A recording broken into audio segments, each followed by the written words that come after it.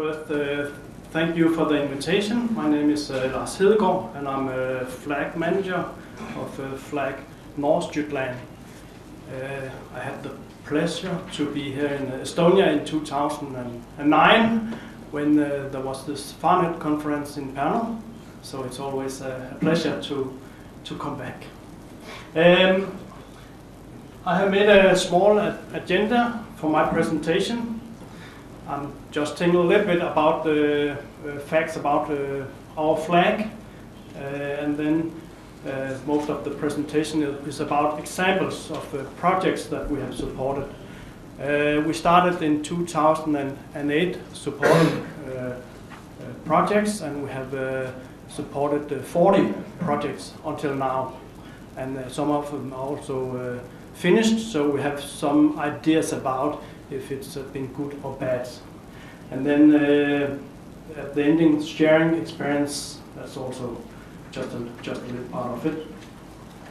Just to show where we are in the world, we are in Denmark, in the northern part of Jutland, and the dark blue area is the flag I'm representing up north. There's 16 flags in Denmark, and most of them have been up running since 2008. We have a quite big board. We have 21 board members altogether, 15 citizens, and then we have 6 local politicians, 5 from the municipality and 1 from the region. So that's the way our board is how the board members are represented, and the president has to be one of the citizens. Altogether, we are around 100 members at the flags. This is just to show this is a typical board meeting, eating and drinking. It's always a good way to start up a meeting and discussions. We have 4 focus areas in our strategy, and it is fishing culture, fishing as a business, tourism, nature, and the local people. That's the main areas in our strategy. Well, I hope the examples that I'm going to show you now maybe can give you some ideas about projects that you could maybe benefit from or get some good ideas from.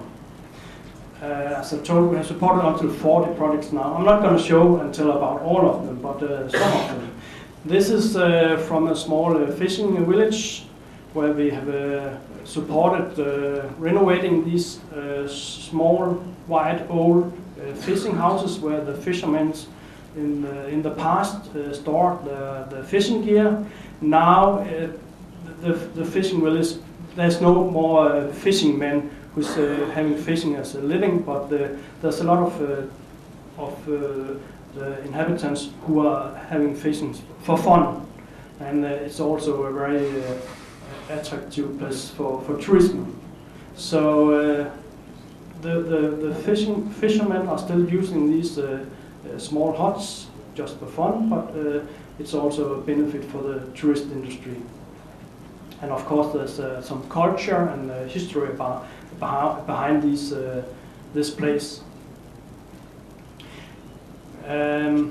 This is from the same place where we also supported for changing this signal mast that they used in the past for directing the boat into the beach at the right place. This is also from this place where they had celebrating when they had finished this project, and it's local people who has worked on the project, volunteers. It has they put a lot of energy into it, so it's a good way also to to have a small party after finishing the project. This is from that. This is another project. It's a coast fishing boat. Today, there's very few fishing boats in Denmark where they use for fishing from the coast. They put up the boats on the beach. So there's some culture and history about it, and the flag decided to support this project. This is a project from a fishing area where some fishermen decided to make facilities for storing the fish that they catch, so that they could sell them at the right time and when the price is better, you can say. And so this is an example of how they're trying to get a higher price for the fish. This is another project from a fishing harbor. Also in Denmark, you will see that there's getting less and less fishermen, but the harbors are still there. So they are of course trying to see what could they do instead. What kind of income could they make instead of for the space that is not used anymore for the fishing boats. So of course the sailing boats, the tourist industry is getting bigger and bigger in Denmark at the sea and at the harbor areas. So we have supported projects where they are making facilities for all these sailing boats, so the harbors again can get an income. This is a small harbor again. It's a quite good project because it's the local people who use the harbor, and they want to make it more attractive to come to this place. So they got some money for building facilities, as you see, at the harbor, so larger wood ships could enter the harbor, and they also got some money for recreation facilities. You can see there's a barbecue, and people can get some information about the area. It's the local people who have done most of the work, so we have supported for money for the building materials, and they're quite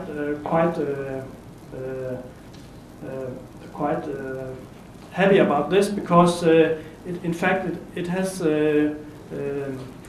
more people has come to the area, so they spent time and money and buy food at the local grocery, and in that way support this local community. This is a project about developing foods in which seaweed is an ingredient. This is an entrepreneur who got an idea about why don't we use some of the seaweed in food products. So, for example, with the bread, he got a contact with these big companies baking breads, and they develop the bread and how to put in seaweed and all the different ingredients. And also they have developed some spices and pasta, salads, and you see butter with seaweed. And I think this is it's quite interesting, because you can say the benefits from this is that we got a new company and new jobs are created. We use local seaweed, and local fishermen are hired to do the fishing, they have got the rights to harvest the seaweed, so that right now they are buying the seaweed from, I think it's Ireland, but it's the plan that they're going to use the local seaweed in the near future. And you can say it's a new and modern way of using seaweed in food products. And the plan is that they also should start exporting seaweeds to Asia, where they have a large tradition for using seaweeds for sushi, for example. And you can say in Denmark you find around 200 different kinds of seaweeds, and it's only, I think it's 2, 3, 4 kinds of seaweeds they use for this production in food. But well, all over Europe you'll find seaweed and different kinds of seaweed. So this could be, in my term, it could be a good project for cross cooperation. Who knows? And there's probably also seaweed in Estonia, in the Baltic Sea.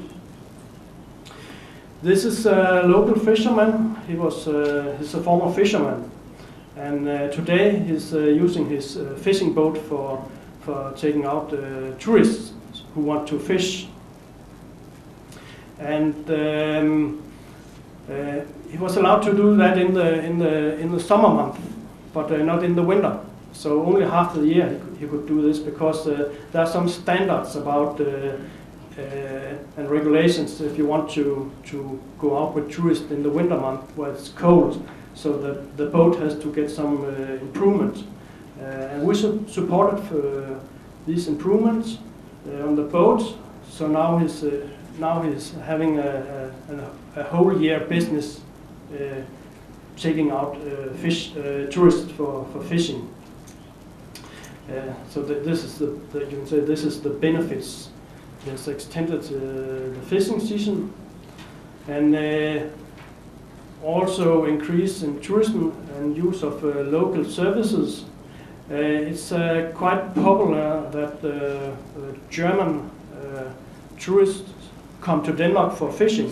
So they also have to use the hotel facilities and, of course, all the other facilities in the area when there are tourists at the place. So this business also contributes to the local economy, and of course at the end also creates extra local jobs. This is a company which started up around 10 years ago, selling fish directly to the consumer in these boxes. So the consumer order the fish on the internet, and they deliver the boxes directly to the doorstep.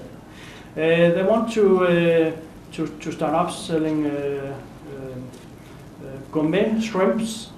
So they made an agreement with a partnership with 4 local shrimp fishing boats, and now they start selling these gourmet shrimps as well to exclusive food stores. You can say that the benefits is that the shrimp fishermen have achieved a better price for their catch, and now the fishermen support a local company. Before they was selling these shrimps that they catch mainly to Sweden, but now it's to the local company, and you can say a good relationship has been developed between the two businesses, and new jobs at the end. This is an entrepreneur who for many years have sold fish from small cars, from small fish trucks, and he wanted to create his own business located at the same place. So, and the idea was to have a fish restaurant and a fish shop and the production facilities in the same building. So, and you see the result here. It's a really nice shop today and restaurant, and he's having a lot of really nice. He's producing a lot of nice food, fish in these production facilities. He opened up 1.5 years ago, 2 years ago, and from the beginning it was a really success. This shop is located in a tourist area, so in the summer months it's really crowded, and you have to get there early because you have to stand line up in queue, and you can say he's buying the fish he's using in this shop and the restaurant at the local market. So he's using local fish, and it's sold of course to the local people, but also to a lot of tourists who are coming in the summer month. So you can say the local fish are sold local and to the tourists as well. And that's what the benefits about this. Today he's employing something like 15 persons, or people are employed. This is from a small area called Lønstrup, and they have this old lifeboat station. It's more than 100 years ago old, and of course there's a lot of history about it, and that's where the local people are coming and meeting as well. And they got some money for restoring the roof. And it's also today a local museum telling about the hard life for these fishermen, and of course the story about the lifeboat and how tough it was to be a fisherman at that time. A life that could be paid by your life, but this was 100 years ago sometimes. And of course, it's also a lot of tourists come to this spot, and they have to. When you have to develop an area and a tourist area, there has to be something that the tourists can come and see and watch. This is a quite new project. They started up 1 year ago. And I'm quite sure that when they're finished, 1.5 years from now, it's going to be really attractive. Something like 40 years ago in this area, they are digging for clay. So there's a lot of lagoons where they dig out the clay, and they're thinking about what can we use this old industrial area for? And they come up with this idea about making it into a harbor for sailing boats, but also for canoeing, for all kind of water activities. And there's houses for small hotel houses, you can say, and there's also a small museum telling about the history for this area, and how they were digging out the clay. So I would say I'm looking forward to see the projects when it's finished. This is a small fishing village called Vorbør. It's more about that the people in this community, they want to make a network and try to see how they could develop the area, and so we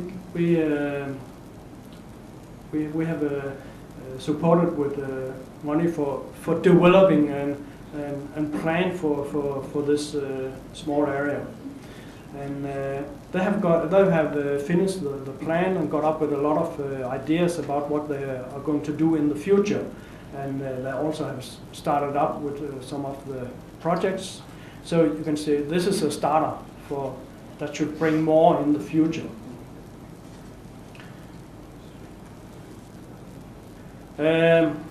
This is in Danish, but just to tell, we have also supported projects about making it more effective to harvest mussels and make the production more effective. So they hopefully get more money out of it. This is another example from a harbor area where the local fishermen want to improve the harbor area. So we have supported to put up these boxes for fishing gear, and you can see there's some benches, and it's a popular place in the evening in the summer to go down to the harbor and look at the fishing boats.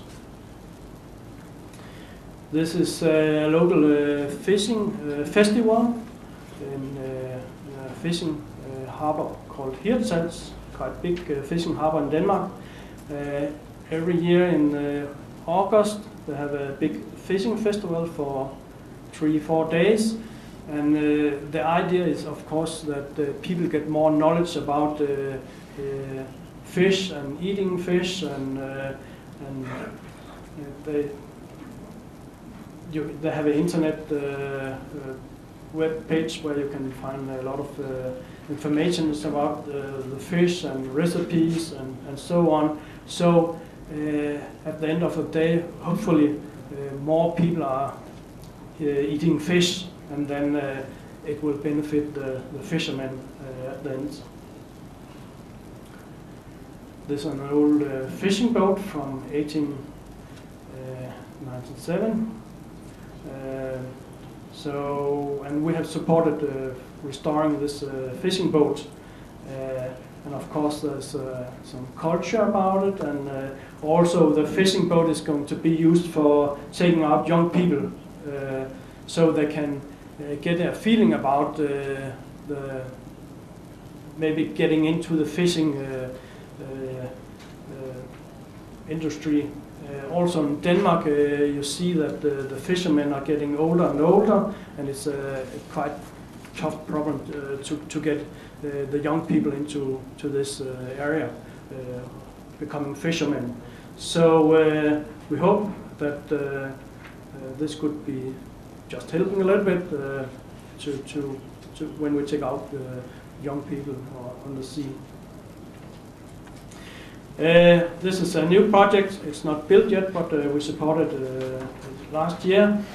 Also, an example on a harbor where they say, all right, let's see if we could make some income with attracting sailing boats and this water sports activities. In this area there's a lot of sailing boats from Sweden and Norway coming to Frederikshavn, is the place. That's some of the projects that we have supported until now, and some of them are finished. So we also have an idea about if it's been good or bad. What else? I know that the ministry in Denmark are going to make a midway evaluation of all the projects that they have supported in Denmark until now. But I'm quite sure that we are doing a difference with the money, with the little money that we got. Sharing experience, good practice. I'll say to the flags here, use the press, tell the good story. It's free marketing, and the newspapers, the local newspapers, always are looking for local stories. So use them. And as you know, I have a quite big board, 21 board members, so they are good ambassadors as well, and know the local areas and what's going on. So use the board members. And then we have a tradition that we have the board meetings at the locations where we have supported projects, so the board members can see what they have supported. And then keep looking for new projects and contacts and be active. That's what I would suggest. This is the last slide. Just to show some of the examples from the local newspapers, telling us about the projects that we have supported.